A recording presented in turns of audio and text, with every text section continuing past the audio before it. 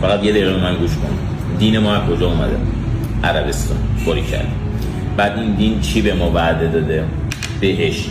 توی بهشت چی قراره به ما بده؟ رفاه و آسایش، شراب، حوری، درود بر تو که لزومش چیه؟ باید سقط چیم دیگه، باید بمیریم که اینا رو ببینیم. حالا قطر، امارات، دبی، 3 تا قدرتمند